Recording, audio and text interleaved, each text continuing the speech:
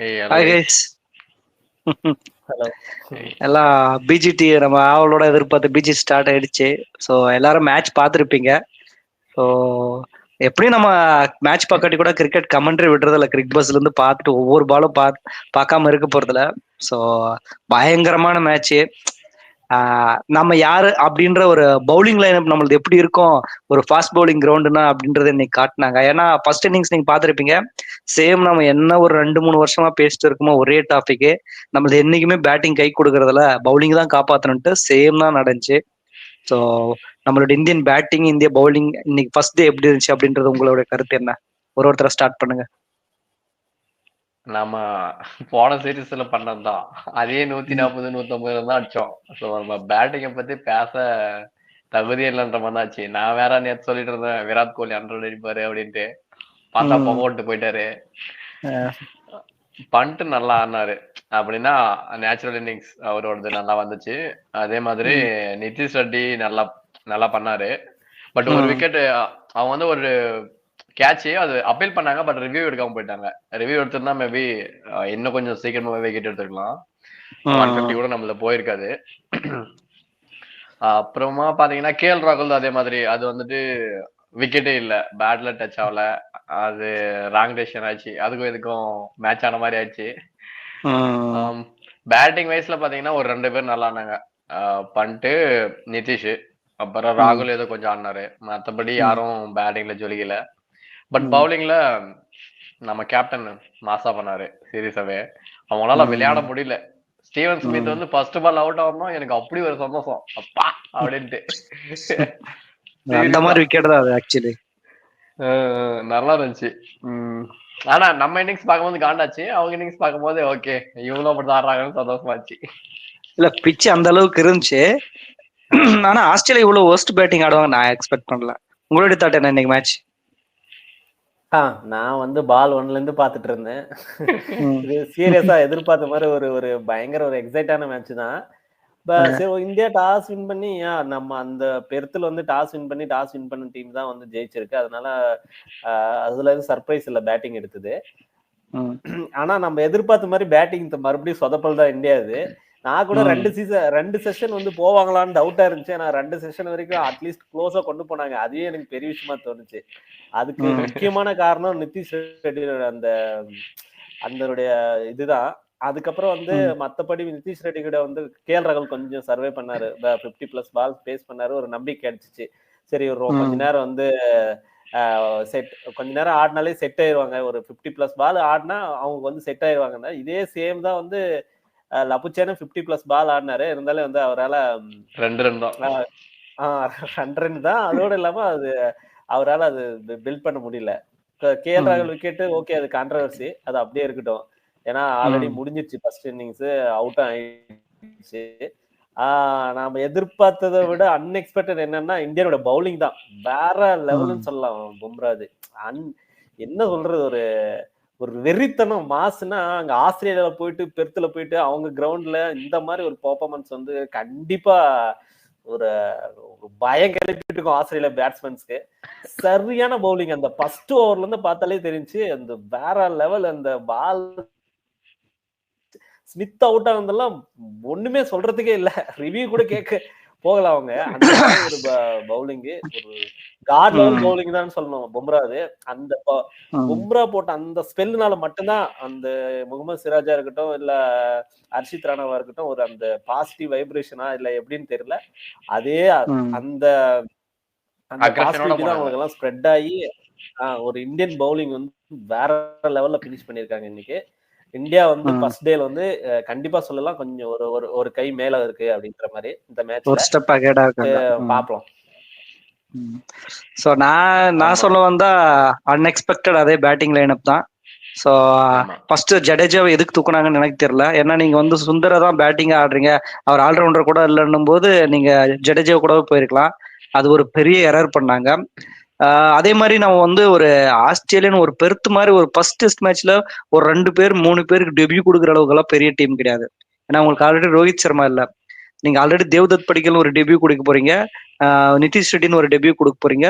துருவ் ஜுரலும் உங்களுக்கு டெபியூ மாதிரி தான். அவர் இந்தியாவில் ஒரு 3-4 மேட்ச் ஆடி இருக்காரு. பட் ஆஸ்திரேலியா பொறுத்த வரைக்கும் அவர் டெபியூ மாதிரி தான். ஸோ அப்படி இருக்கும்போது அந்த பேட்டிங் லைனப் பார்த்த உடனே என்னடா இந்த மாதிரி அப்படின்னு நினைச்சேன். அதே மாதிரி தான் இருந்துச்சு பேட்டிங்கு.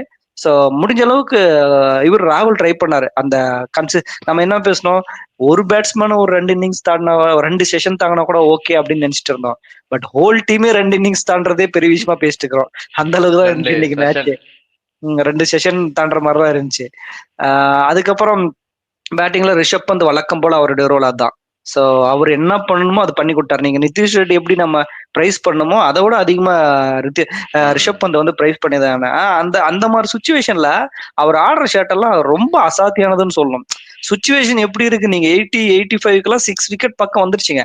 அந்த மாதிரி ஒரு டைம்ல அவர் அடிக்கிற சிக்ஸஸா இருக்கட்டும், அந்த அவர் எடுக்கிற ரிஸ்கா இருக்கட்டும், எவனாலுமே பண்ண முடியாது. அவ்வளவு ஒரு கான்பிடன்ட்.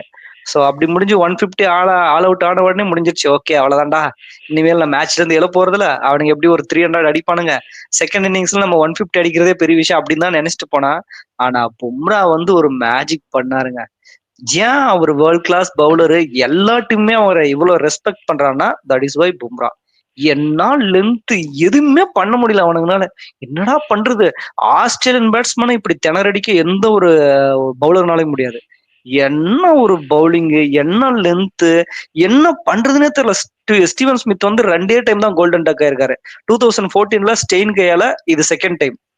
அந்த மாதிரி ஒரு பவுலிங் திணறானுங்க. என்னடா இது, நம்ம கிரவுண்ட்ல ஆடுறோமா அவங்க கிரவுண்ட்ல ஆடுறோமா அப்படின்ற மாதிரி சோக் ஆனானுங்க. ஸோ வேற அவன் என்ன கிரெடிட் கொடுத்தாலும் இந்தியன் பவுலிங்க்கு எப்பவுமே கரெக்டா இருக்கும். ஏன்னா ஒரு சிராஜ் கூட நம்ம பேசிட்டு இருந்தா என்ன பேசணும்னா, சிராஜ் பாம்பு குறவாரா நமக்கு தெரியல, ஏன்னா இங்கெல்லாம் சரியா பண்ணலன்ட்டு சிராஜ் சூப்பரா போட்டாரு. ஹர்ஷித் ராணாவை நான் அன்எக்ஸ்பெக்டட். ஆனா அவர் என்ன நினைச்சேன்னா, அவ்வளவு ஒன்றும் ரெக்கார்ட்ஸ்ல எதுக்கு கொண்டு போனாங்கன்ட்டு, பட் அவர் கொடுத்த அளவுக்கு அவர் பர்ஃபார்ம் பண்ணார். ரொம்ப நான் எக்ஸ்பெக்ட் பண்ணனா கூட போதும், இவ்வளவு பண்ணாலே போதும் அப்படின்ற அளவுக்கு பண்ணாரு. ஸோ அது வந்து பயங்கரம்.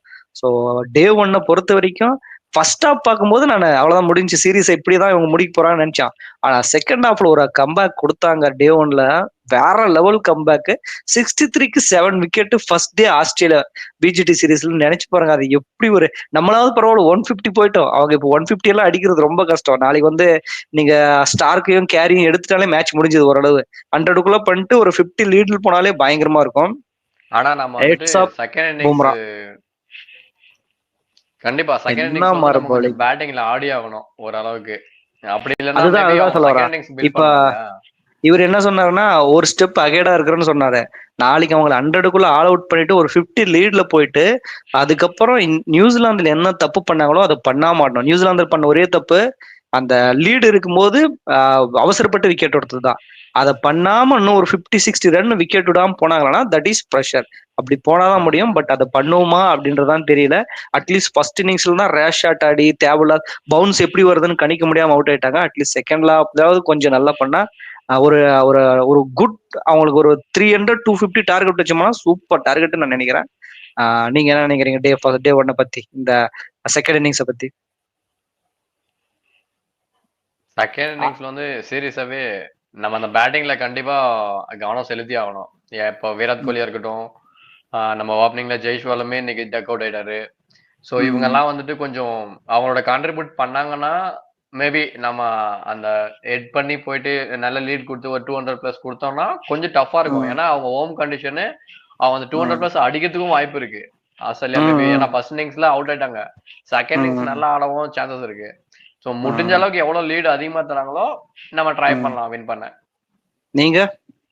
நானும் அதை தான் சொல்றேன். ஏன்னா பவுலிங்கோட எபிலிட்டியை வந்து நம்ம பார்த்தோம் இப்போ. ஸோ அவங்களுக்கு வந்து ஒரு ஒரு ஒரு எப்படி சொல்றது, ஒரு அவங்களுக்கு வந்து ஒரு டிபெண்ட் பண்ற அளவு ஸ்கோர் இவங்க பண்ணி கொடுத்தாங்கன்னா அதுவே போதும்னு தோணுது. இவங்க வந்து பயங்கரமா 400-500 எல்லாம் வர தேவையில்ல. அட்லீஸ்ட் ஒரு 250-200+ அட்லீஸ்ட் அவங்களுக்கு வந்து செகண்ட் இன்னிங்ஸ் டார்கெட் கொடுத்தாங்கன்னா கூட கண்டிப்பா வந்து இந்தியன் பவுலர்ஸ் வந்து ரொம்ப ஒரு ஸ்ட்ராங் லைனப் வந்து அவங்க ஒரு ஈஸியா இருக்கும் அவங்களுக்கு பவுலிங் பண்றதுக்கு. ஏன்னா ரொம்ப ரன் வந்து கம்மியா இருந்துச்சுன்னா அது வந்து அவங்களுக்கும் நம்ம போடுறதுக்கு ஒரு நம்பிக்கை இல்லாம போடுவாங்க. அதனால ஒரு ஸ்கோர் போர்ட்ல வந்து ஒரு நல்ல ஸ்கோர் ஒரு டார்கெட் கொடுத்தாங்கன்னா கொஞ்சம் இந்தியனுக்கு வந்து ஈஸியா இருக்கும் பவுலிங் போடுறதுக்கும். ஆனா பவுலர்ஸ் நம்ம இன்னைக்கு எதுவுமே சொல்லவே முடியாது. எல்லா பவுலர்ஸுமே சூப்பரா பண்ணிட்டாங்க. ஒன்லி பேட்ஸ்மேன் தான். ஸோ நாம நாளைக்கு செகண்ட் டே 2 பார்க்க போறோம். ஸோ டே 2ல நான் என்ன ப்ரெடிக்ட் பண்றேன்னா, ஆஸ்திரேலியா வந்து 100க்குள்ள ஆல் அவுட் ஆயிட்டு நம்ம ஆளுங்க ஒரு 50 லீடோட போயிட்டு ஒரு 200 250 அளவுக்கு ஒரு டார்கெட் கொடுப்பாங்க அப்படின்னு நான் ப்ரெடிக்ட் பண்றேன் செகண்ட் இன்னிங்ஸ் போனா. உங்களோட ப்ரெடிக்ஷன் டே 2க்கு? அகைன் நான் விராட் கோலி வந்து அட்லீஸ்ட் செகண்ட் இன்னிங்ஸ்ல 100 அடிப்பாரா அப்படின்ற மாதிரி நான் எதிர்பார்க்கறேன். ஓகே. அவ்வளவுதான். நான் வந்து ஒரு 250 பிளஸ் கொடுப்பாங்கன்ற மாதிரி கெஸ் பண்றேன். உங்களது? நான் வந்து இப்ப டே 2 போது பிச்சு கொஞ்சமா சேஞ்ச் ஆகும். அவ்வளவு வந்து ஃபேஸ்க்கு வந்து சப்போர்ட் கொடுக்கலனாலும் ஸ்பின்னுக்கு வந்து கொஞ்சம் விக்கெட் எதுவுமே இந்த 17 விக்கெட்ல ஆயிருக்குல்ல ஃபர்ஸ்ட் டேல. இதுல ஒண்ணு கூட வந்து ஸ்பின்னுக்கான விக்கெட் இல்ல. ஸ்பின்னுக்குள்ள எல்லாம் பாஸ் பவுலிங்கான விக்கெட் தான். ஸோ டே 2 டே 3ன்னு போகும்போது ஒருவேளை பிச் ஏதாவது சேஞ்சஸ் ஆகலாம். அதனால வந்து ஒரு கொஞ்சம் பிச்சை ரீட் பண்றதுக்காச்சும் கொஞ்சம் பொறுமையா ஆடி ஒரு ஃபர்ஸ்ட் நாளைக்கு full day in case India batting கிடைச்சா நாளைக்கு ஃபுல் டே இந்தியா வந்து பேட்டிங் பண்ணுச்சுன்னா அது வந்து கண்டிப்பா இந்தியாவுக்கு ஒரு பாசிட்டிவா அமையும்னு தோணுது. ஒரு 200 பிளஸ் டார்கெட் கொடுத்தா மட்டும்தான் ஆஸ்திரேலியா வந்து பெருத்துல வந்து நம்மளால ஒரு ட்ரை பண்ண முடியும், க்ளோஸா கொண்டு போக முடியும். ஓகே, எப்படி ஒன்று ப்ரெடிக்ஷன் முடிச்சிட்டோம். பார்க்கலாம் டே 2ல என்ன நடக்க போகுதுன்னு. ஏன்னா நாளைக்கு 7:50 மேட்ச் ஸ்டார்ட் ஆயிடும். ஸோ நாளைக்கு சாட்டர்டே சண்டே பிளாக் பஸ்டர் நம்மளுக்கு காத்துனுக்குது. ஒரு ஓவரும் பார்க்க போறோம். ஸோ நாளைக்கு டே 2ல உங்களை பார்க்குறேன். பாய் பாய். See you.